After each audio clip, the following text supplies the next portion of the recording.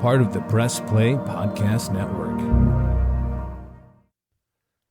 Gentlemen across the nation, I have an urgent message for you. This episode is brought to you by Manscaped. The brand that took your balls to space is now launching them into the ultrasphere. Introducing the Lawnmower 5.0 Ultra, featuring a new cutting-edge design and next-generation dual skin-safe blade heads for different shaves. It's pretty much a spaceship to take your boys downstairs to the next level. Join the 9 million men worldwide who trust Manscaped with the brand new Lawnmower 5.0 Ultra. Just go to manscaped.com for 20% off plus free shipping with the code PRESSPLAY. High tech for low places. Manscaped.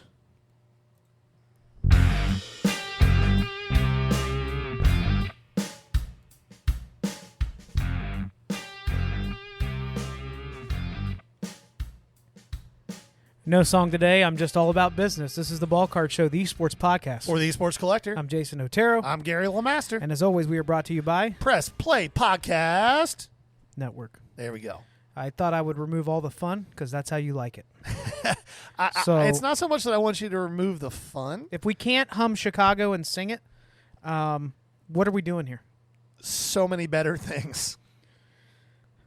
I mean, you're drinking a Guinness. I just polished off a Monster. I worked hard. We worked for a few hours this morning. It was a really hard half day of work. Yeah, it's tough work.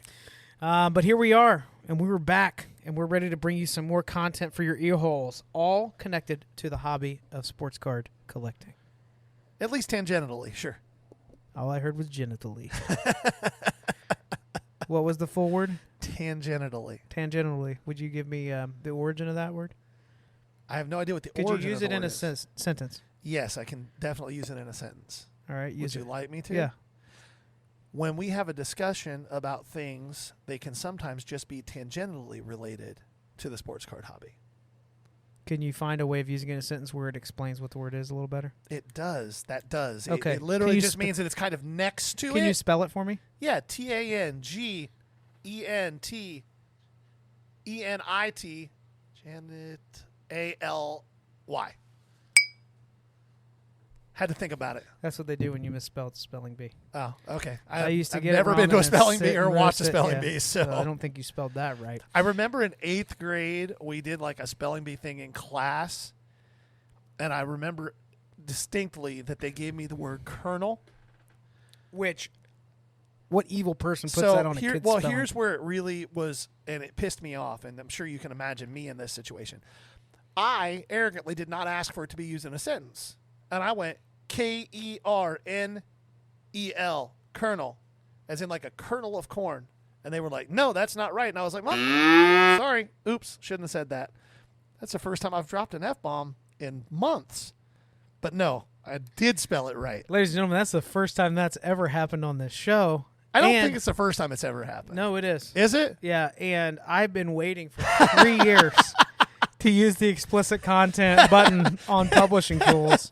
It's definitely a big part of my vocabulary in real life, so I have to like really hold it in. So you called your teacher a mother. How old are you? 6? No, I was in 8th grade, so like 12 or 13. Yeah. Okay, so you said that. Yeah, and I was like, no, I spelled it right. Well, you spelled the word colonel right, but we were looking for like a colonel in the army. I was like, you should have been more specific. And they were like, you should have asked. And I was like, this is a dumb game. And then I went and sat down. You never spelled a word again. Nope. Never again. Gary writes in phonetics. So, okay, by the way, this reminds me. Did you see there was a commencement ceremony last month where somebody had the idea for this? I think it was a community college, but I can't remember. But it was a lot of students. And whoever was announcing each individual as they got their diploma, somebody decided to write up the teleprompter and say, hey, we're going to make this easy on you. We're just going to write it out phonetically. No, but it sounds amazing. So like Elizabeth with Elizabeth. And every name added like 3 or 4 syllables, and everyone was lost. Yeah. So yeah, I guess you had to be there for that one. What's great is they assumed that, I'm assuming a professor at the college is reading all this stuff off, that they were too stupid to be able to like just sound what out a word. animal noise do you want me to put over top of that when we edit this? Oh, I don't know. Give me one. Do they have a snake noise? Give it a tss. That's not a good one. No? No. How about a cow? Yeah. We'll do a moo over Okay. it. We'll do a moo. I'll write that down. All right, we've not talked about sports cards yet, but man, am I on a heater. You know, I hate breaking, but I've been doing it a lot lately. Well, so actually, it all started because you don't hate sports gambling. You're kind of a fan of that, right? No, I like sports betting. Yeah, so you had more some- like during NFL, especially. Like I like to do a lot of parlays. And But you had some fan cash, right? No, that's what started no, this. no. Oh. Let me back this up. Further. Okay. So this heater that I'm on goes back actually a couple weeks. Start her up. I got a notification that Sports Cards Nonsense was breaking and Mike Gio was, which I've never seen him break, but I know he like did that for a super. Well, that's long how he started. Yeah. So I hop on, and he has a nice little mixer, and he had some Bowman in it, and I hit the Gold Nugget Max Clark to 49. Die cut from this year. Not a first, but the card's probably about $180, $200 right now. Yep. It'll go down a little, so I hope to sell it this weekend. But I hit that right out of the gate. What a wish, right? Don't do another break for a while because I really don't do that many. And then I get a email that they're going to offer me a $25 coupon on any fixed price break. So I'm like, what would be a good value break? Well, Optic 23 football just released, and somebody was doing a full blaster case, and I saw, looked at the different teams, and I saw the Ravens were still available at like 65. So I'm like, all right, $40 plus shipping on a case of blasters. I'll give that a ride. Took forever to fill it. It was one of the smaller rooms. And boy, was I glad that I did. Halfway through the blaster, I hit a Zay Flowers downtown.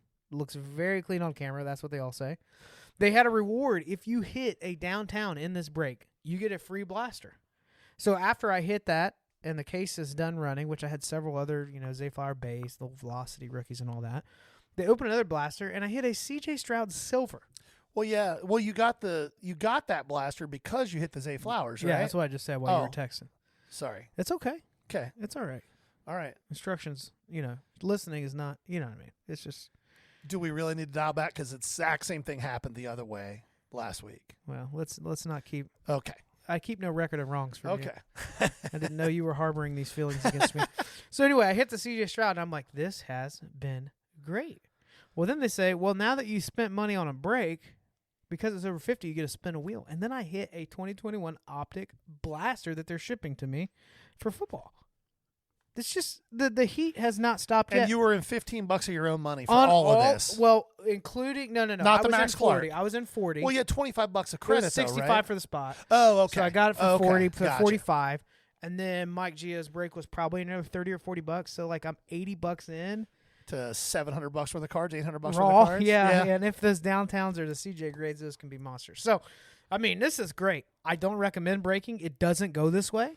Not For usually, every no. day like this, you're going to have 30 breaks that don't go that way. Right? And especially a cheap break, you're not going to hit those big cards. It just, No, not too often. yeah, it's not. So, I mean, but that's been fun. I can't wait for that to come in. But yeah, any pickups for you? I know you've been picking up some stuff. Yeah, it's been a heavy buying time for me since Washington here. Was it last weekend? 2 weekends ago? I don't remember. No, it was last weekend. Yeah. Now, I don't know. In any event, it's been a heavy buying time for me. I've picked up that really nice Ichiro to 5 PSA 10 auto game used bat relic. I've been buying James Wood. If that Ichiro doesn't sell soon, I might need to pick that up. Yeah, I've been buying James Wood heavy. I bought the Pearl refractor to 10, the rose gold. I mean, not the pearl, the rose gold. I bought a James Wood to 25 and an SGC 10. I picked up a really nice Joey Votto Dynasty, really I nasty love that patch. product. It's a gorgeous product, a really nasty patch. And of 10 on card auto. Let's see, what else did I pick up that was bigger? Those are probably the biggest pieces, but it's been a lot of. I've been trying to get my stock back up on that $20 to $80 stuff that kind of has been the meat and potatoes lately. That's surprisingly a harder window. I think it's a couple things. That can be a harder window to buy in, I think, because for whatever reason, that price point is one where people don't want to move off of it too much. Right. For multiple reasons. They could have been down on that backwards. Raw can be a little tougher to move sometimes.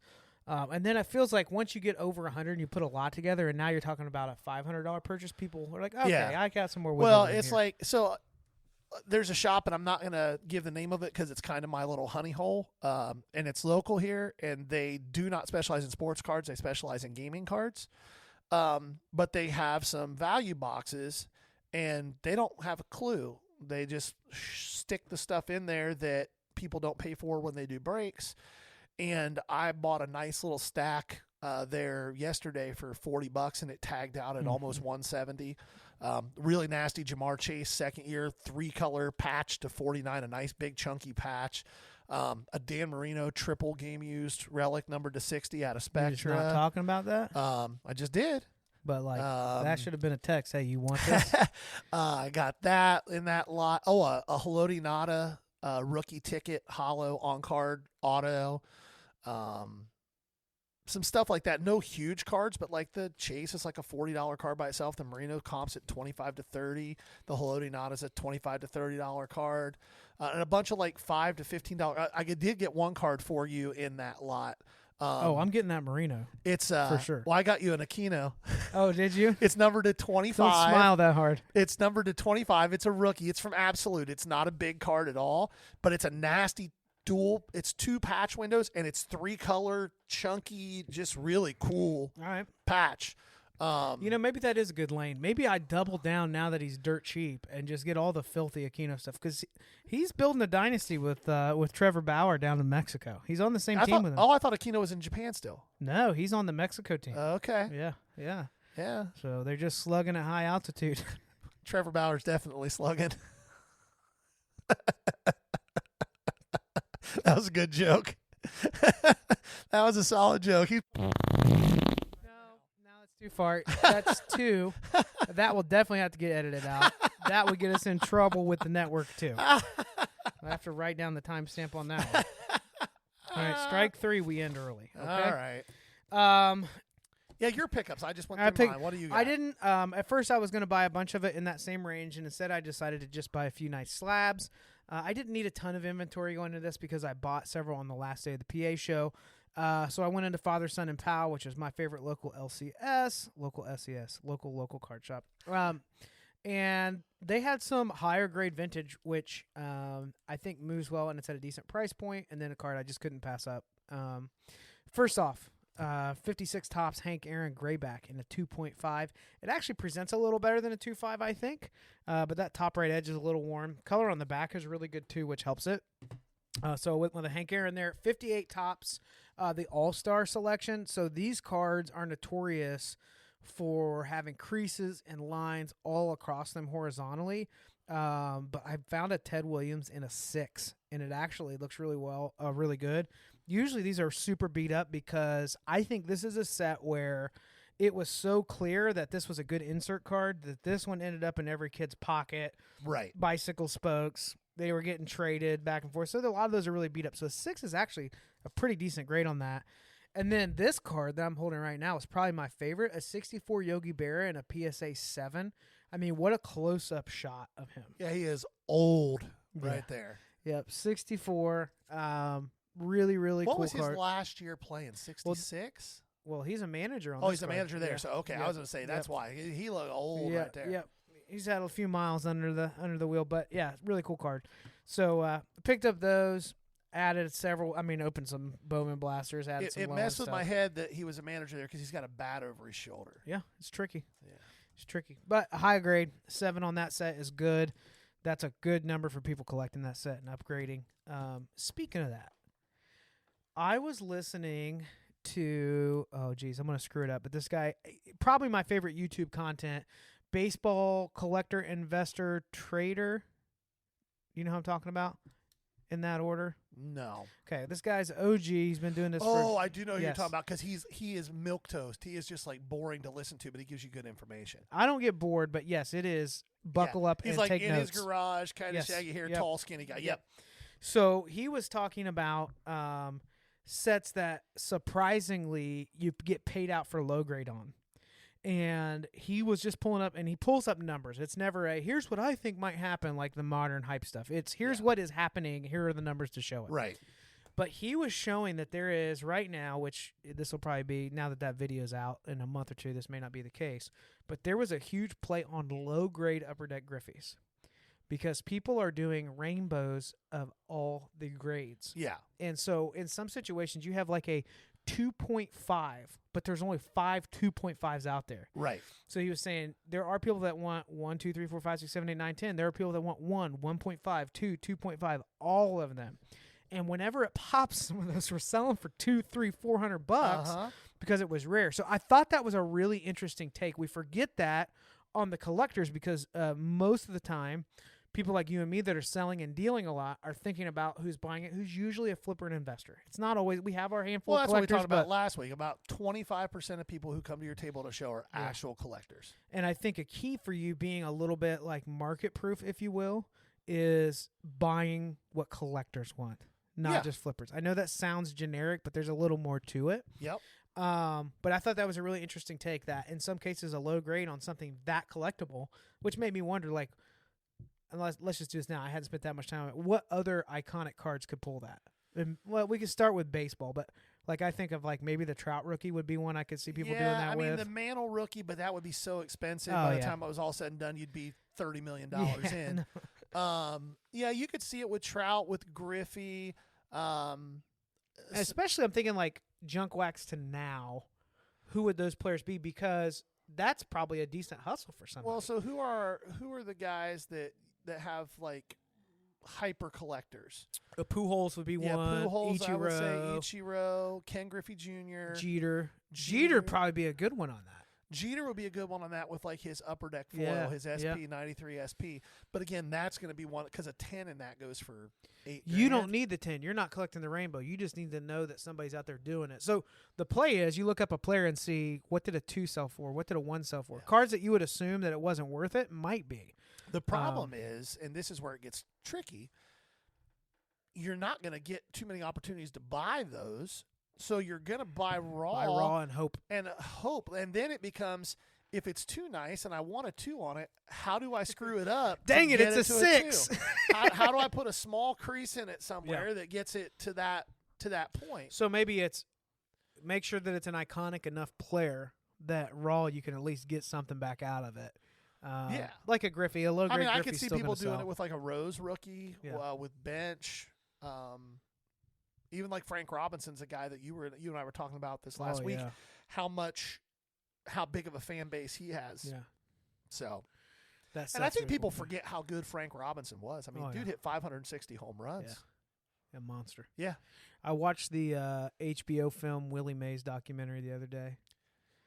Yeah. Willie Mays was one hell of a player. Hilarious. And one terrible human being. Yeah, I don't know. He was real funny. I do know that. Well, let me rephrase. I shouldn't say terrible human being because I'm imagined to the people he knew and cared about and was friends with, he was fine. But he did not give 2 craps about the fans, his teammates in general. Like, he was not pleasant to the media. The funny story that I heard was he would walk up to all the new players and say, "Hey, I'm Willie," and they would be all starstruck, and then he would do a cup check with a bat right away, all the time.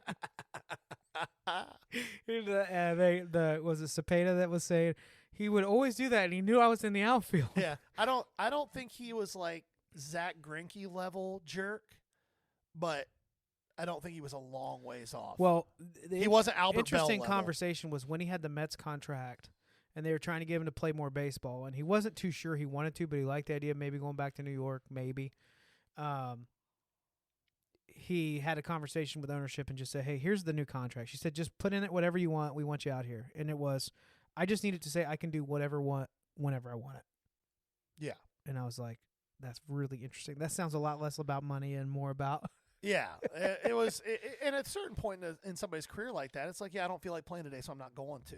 Yeah. That's what he wanted. But when you look at the athlete he was, how he played, how he changed outfield play, how he hit the ball, and then the ties he had to Bobby and Barry Bonds, and then Barry Bonds talking about it, and you just forget because of all the steroid scandals, like watching Bonds swing in his prime was just unreal. Listen, Barry Before he got big, his Yeah, swing was filthy. Barry Bonds was a Hall of Famer when he left Pittsburgh. If he had retired after he left Pittsburgh, he's a first ballot Hall of Famer.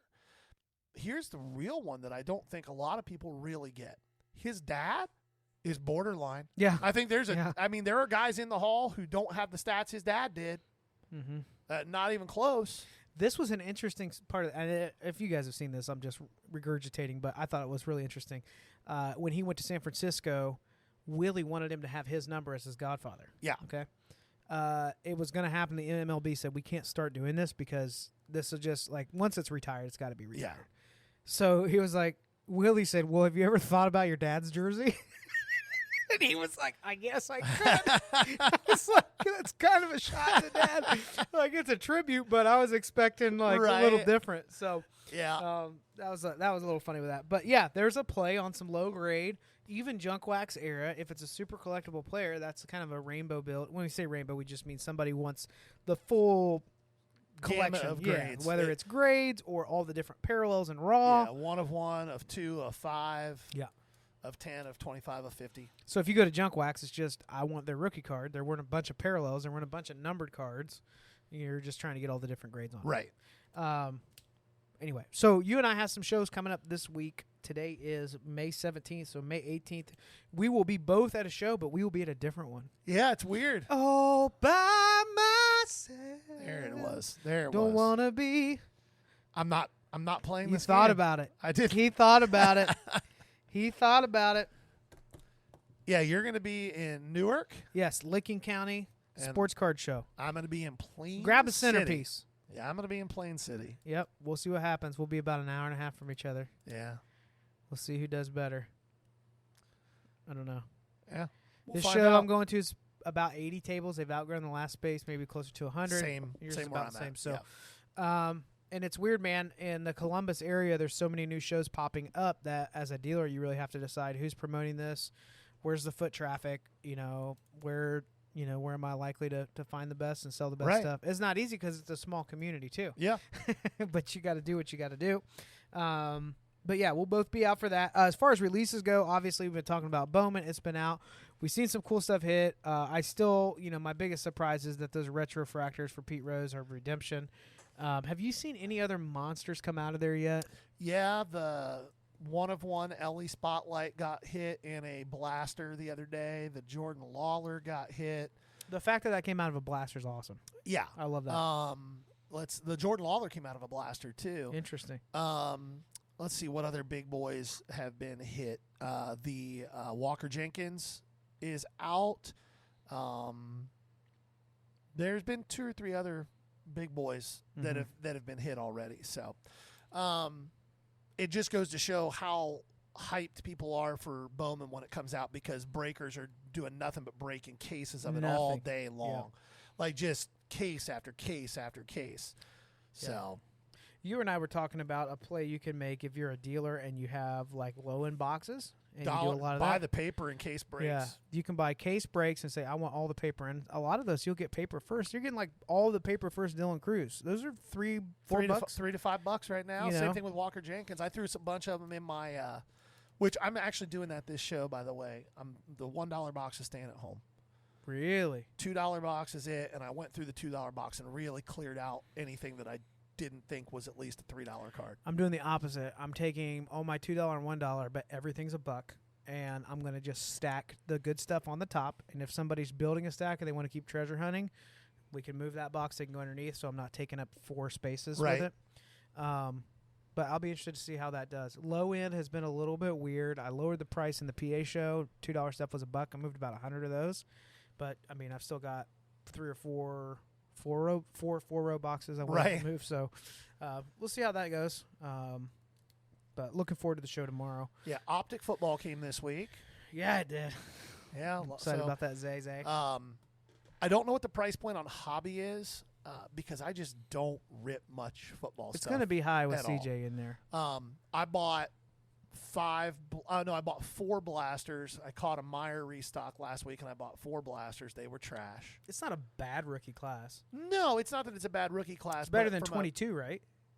Yeah. From a product standpoint, though, it's one of those things where if you don't hit the big quarterback in a parallel, or you don't hit a downtown, you're toast. Like you're taking a bath on it. If I was buying retail for myself, I would probably need 2 cases of like blasters to feel like I had a chance to get what I wanted. Yeah, and it's CJ's just, will be great all day, and I think they'll fly. Anthony Richardson stuff is starting to tick upwards. I did buy the Colts in a case break that Cody did last week. I got the Colts for like $80, and I hit like 4 or 5 ARs, including a purple shock and and a hollow. So purple shock comes in every blaster, right?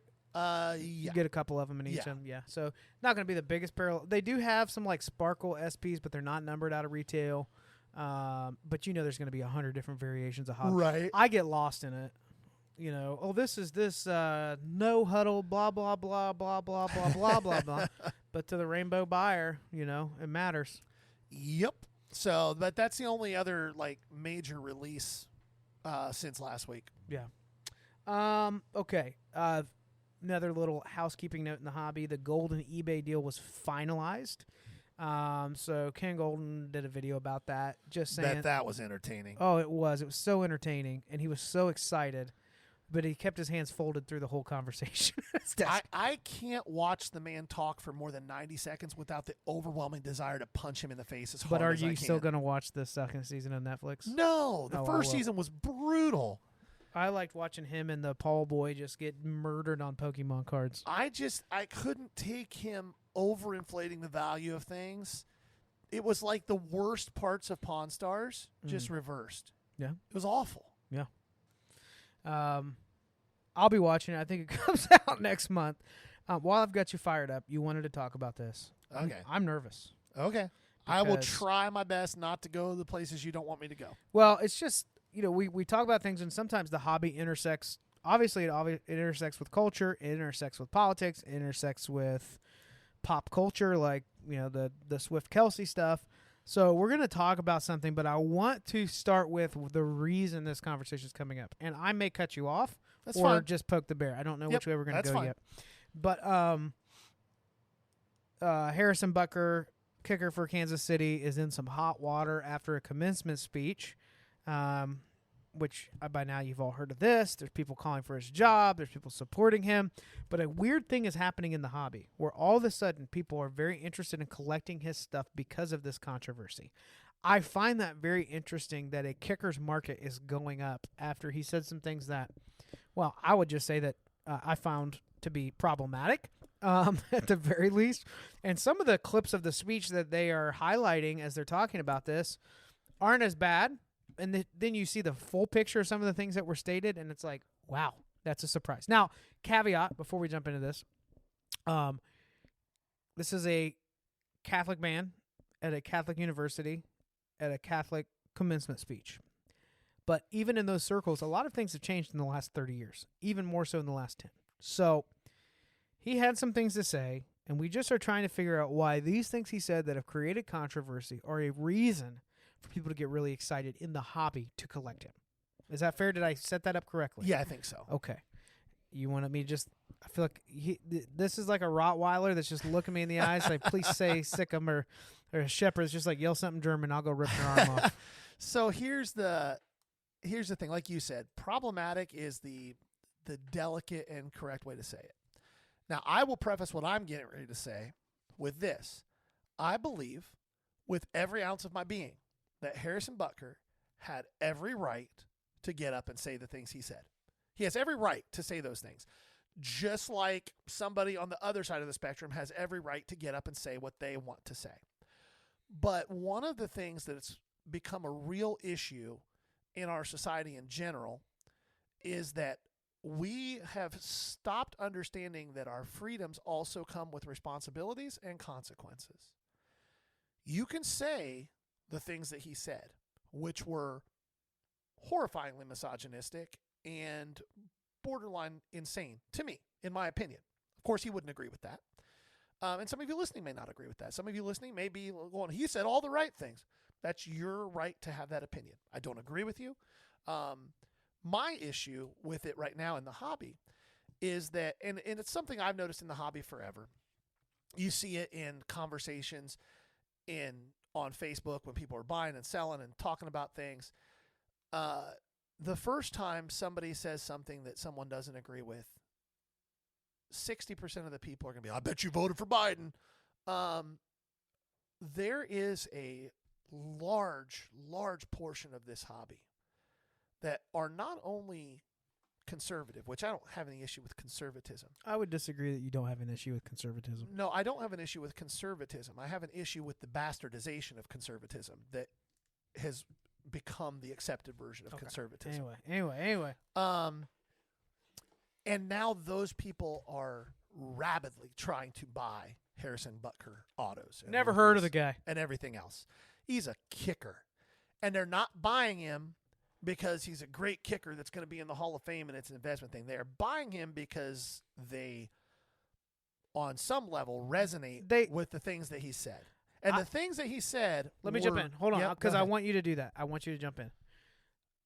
I think it's less that they resonate with what he's saying and more that they love how much he has hurt and angered certain people. Maybe. I think it's the reaction. There's the whole we drink liberal tears. Yeah. Which is also asinine. The hypocrisy of the snowflake conversation is staggering to me. Okay, so what was it that he said? If you had to draw out a couple things that were just so blatantly, there's a reason this guy is in hot water. Because I think you and I both agree on that like there's a good reason this guy is in serious hot water. Yeah. So, and I'm not going to read the transcript. You can go look up the transcript and find it. It's about 8 or 9 paragraphs into his speech.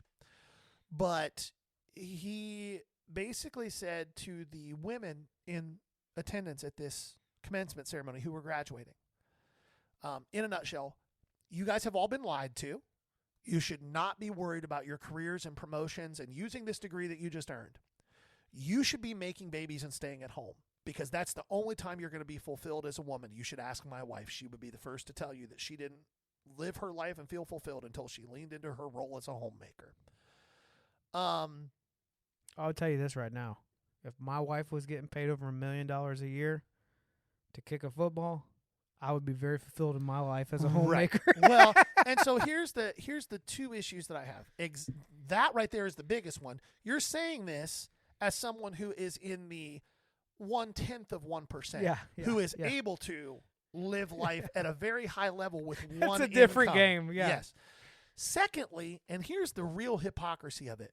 Buddy, your mom makes buku bucks, has a PhD, and has worked your whole life and was not a homemaker.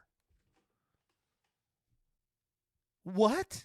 Like the cognitive dissonance that you have to live with. So that was the first one, and then he followed that up with telling men they needed to be more masculine. I think that was it. And then throughout the entire speech, he started with it, and then 5 or 6 different times went back to it.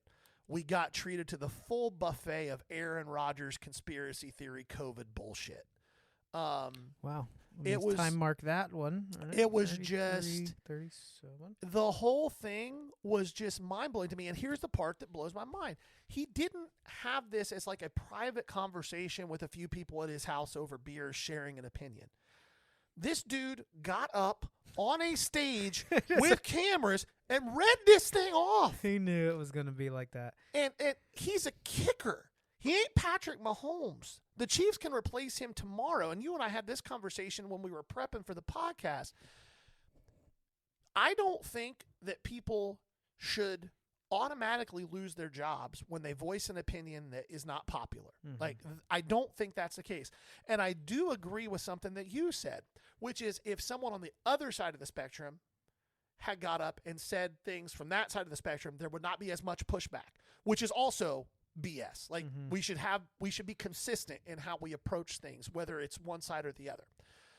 But when you are in a entertainment business, which Harrison Butker is, sports are entertainment.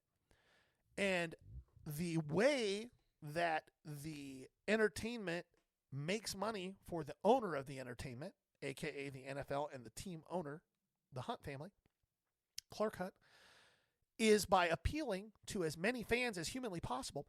And when you're on a team with Travis Kelce, who's dating a somewhat feminist icon in Taylor Swift, whose fans have gravitated to the Chiefs, the NFL is literally... I didn't even think about that. The NFL is literally catering their schedule to Taylor Swift's concert schedule. They scheduled... Hold on. Just for a second. Picture your... that Kansas City front office. Yes, going, what the... 1 week ago was like, man, our female fan base is growing has through the grown roof. exponent. We have sold more Kelce jerseys, Yes. more tickets, blah, blah. And then the kicker gets up and says, Yeah. hold my beer. Right. The NFL literally scheduled the Chiefs to play in Buffalo while Taylor Swift was in Toronto on purpose. Like, that wasn't a coincidence. And he gets up and says all this stuff. It's going to cause problems. It would not shock me if he gets cut. It wouldn't shock me at all.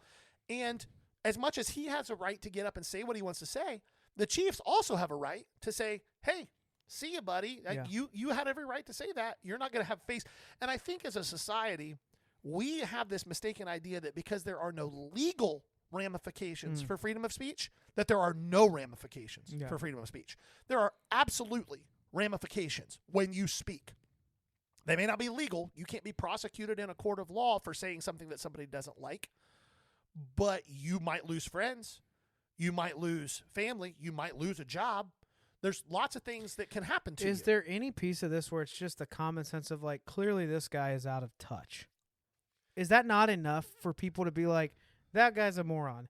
Anyway, I wasn't looking for life advice from a kicker while I was graduating with my MBA. In a perfect world, I would agree with you. But it's no different than, why doesn't Trevor Bauer have a job in Major League Baseball right now? It's because the owners all know that if they hire him, even if they're paying him the league minimum, that at every single game, there's going to be 10,000 women outside the stadium protesting. And they don't want to deal with it. You think that you think that there's not going to be an army of Taylor Swift fans that show up at every Chiefs game protesting as long as he's there? So what do you think happens with this guy? I think it's 50-50 that they cut him. What organization would be likely to give him a raise to pander and pick him up? Fox News? No, what football organization? Let's stereotype one. Oh, I don't think anybody, because the You think it's that? Is this Trevor Bauer? This is not the same No, conversation. it's not the same conversation, but it's a similar thing. Should it be?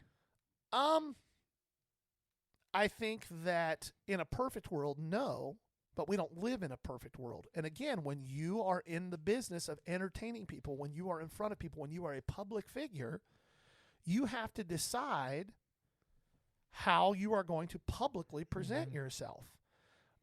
There are people who lean into either side of it. You know, the Steven Crowders and the Ben Shapiros have leaned into being trolls for the right. Yeah. And the same thing happens on the left. With a lot of major outlets. Yeah. Or, and here's the crazy thing, you could just do your job and if you decide that you care enough about the things that you feel you need to say, understand that there's going to be potentially consequences for that. The thing that's going to drive me nuts is if he loses his job and starts whining about it.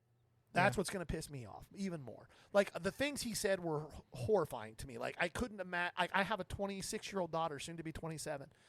If somebody looked at her and said, hey, just so you know, your dreams don't matter, you're not going to be happy unless you stay at home. That's what he said to these women. Yeah, but here's my pushback for you. We need to quit using words like horrifying when we just like, that guy's an idiot and he's wrong. We encounter morons every day. If I'm in public, I'm going to run into people that say stupid stuff that I disagree with, and they're morons. Yes, but they don't have positions of influence. That's the difference. He's the kicker. He was brought to that place that he didn't go to school to give a speech. Well, then the He's school in a should be position of influence. Then the school should be held accountable. Yeah, agreed. But everyone's separating themselves from. That's where it's just like quit. Like I would just push back on some of this. Like, it's horrifying. No, you're an idiot. Don't listen to them. Well, okay, I will give you in the same regard that if somebody bullies one of my kids, right? I'm frustrated. I feel all these emotions. I'm not horrified. The conversation is, listen, this is going to happen in your life. And when you run into morons, here's how we expect you to handle that. But okay, Right? I will give you that my almost use like of that language there poetic, might be a little bit over the but top. people take that and run really far. Yeah, I don't because the disagree. next thing is like it's violent to say these things. You know, that's BS. There's no such thing as violence. I show you violence. Yeah, no, like So so you punch somebody 40 yards with Yeah. a perfect spiral, you know? that's fair. I'll give you that. But at the end of the day, and this all came about because I have seen in my Facebook feed at least 50 posts in the last 48 hours of people wanting to buy Harrison Butker. And here's my hunch. They don't even want the cards. They just want people to know that they said that. Yes. So Bring those mouth breathers to my table and let them spend money. I don't have any of his cards, though. No. So anyhow, that was the point. There's the hobby adjacent part of it. We don't do that a lot. I felt like that situation actually did affect it a little bit. So we let that ride. Do you feel like you were able to vent appropriately? Yeah, I'm good. And did you feel like I had to edit you too much? No, and did you feel like I stayed far enough I feel like out of the lane? I felt like you played ball. I hate talking about anything political because people are here to escape from reality with cards. But all things given, this is the sports podcast for the sports collector, and they need to know. And we talked about sports. Yeah. A guy who may not be employed in it much longer. We'll see. This has been the Ball Card Show. Oh, we got nothing else? That's the end? Oh, no, we do. I thought we had more stuff. I forgot. We do have one more thing to talk about. Okay. Had a very interesting conversation with a local LCS that moves a lot of wax about the way that Fanatics is addressing their pricing with new products. Again, this was not an owner. This was an employee. And the information was just kind of offered up. But Fanatics, after sorting out allocations for the shop, set a price point for them to purchase at. They had a suggested retail price, right? That's not uncommon. And then after all the LCSs got their allocations, Fanatics Direct undercut the retail price for direct to consumer. Right. Their counter, so as the LCS calls in and said, what the heck? I thought we were going to do this. Now we're competing with you online. I thought the point of allocations is we are representing you and we are selling your product. Then you're trying to encourage the brick and mortar, which they have been saying this like crazy. How does it look? They have to send photos in for allocations. Is there a physical address? This is not just for breakers. Now they're getting into social media, which that was a big story this week. We didn't touch on They're much. going to start grade carding LCSs. Yes. So they're saying, is your social media up to par, this and that? And then they sell them all this product and say, oh, yeah, you can sell these boxes. Let's say it's $250 and no problem. And then they come in and say $240, $230 online free shipping. Well, in the case of a lot of these shops, not everybody, especially since Fanatics, people aren't getting these allocations at dirt cheap and 5Xing their money anymore. There's tighter margins. And then you cut another 20 to 30% out from underneath them. And I don't know about you guys, if I can order it shows up at my house, I don't like having to go out that Right. much. Well, here's the only thing I would say in regards to that. So, for example, let's use Bowman as an example. Bowman hobbies are running $2.99 right now, and jumbos are $5.99. And I think that they were on Fanatics website for $2.69 and $5.49. Now, here's the kicker. If you wanted them at that price, you had to be sitting there ready at noon when they dropped. Sure. Because that stuff sold out in an hour. Yeah. So you can't buy it at that anymore. And their counter argument to the LCS is they said, look, you're going to get secondary market a year from now when one of these guys pops. If you want to put a case of that away and then sell them for $900 a box later, go nuts. Yeah. Which is a good point. It's just a little scary for these owners when they're thinking, all right, this is it. All major sports, all licensing, all allocations, my social media, the way my shop looks, the way we talk about you, like it's changing quite a bit. Yeah. And to see a really prevalent brand in the LCSs of the Midwest have an issue like this where they're like, this is going to directly affect us for this first couple months with Bowman on one of the typically hottest wax products there are. Yep. Because it's a lower risk product, right? Yeah. With a chance to hit some big stuff. That's a conversation that I think we just need to keep our finger on the pulse of. Sure. Absolutely. I don't disagree. I think that Fanatics is definitely going to, they've already shaken up the way distribution happens. They've cut out 2 of the 3 biggest distributors. Yeah. Everything's going to be direct, and it's just the game that's going to be played. I think that, again, we talk about them all the time, but the guy who owns the shop just gets it. Burbank Sports Cards, I was listening to an interview he did just last week. I don't remember which influencer it was. It was with Sports Card Radio. Notice his social media presence is all of a sudden shot through the roof. Yeah, well, so Now that they're but expecting here's the thing, though. Their business isn't built around wax. He has said for years, and he did that interview with the guy from Sports Card Radio, and he said, like, you've got to make your business proofed from outside influences. Like, we can make all the money we need to make just with singles. Wax is fine, and we will continue to have it, but we're not jumping through 100 hoops to get it. We're not, like, we make our money, and people literally come, there's 50 people a day coming in to sell us their stuff, and there's 500 people a day coming in to buy the stuff that people are selling to us, because we have something for everybody across all price points. He has embraced that, and you and I've talked about it before. I think that the hobby is turning more and more towards singles and breakers, and the days of the individual person ripping lots of wax themselves is going away. Until the price point can justify it, which right now it just doesn't. No, not at all. Definitely something worth watching. That's your hobby positivity for the day. Very negative show. I've got to go edit out a lot of profanity and inappropriate things. This has been the Ball Card Show, the sports podcast. For the Sports Collector. Bye now. Peace.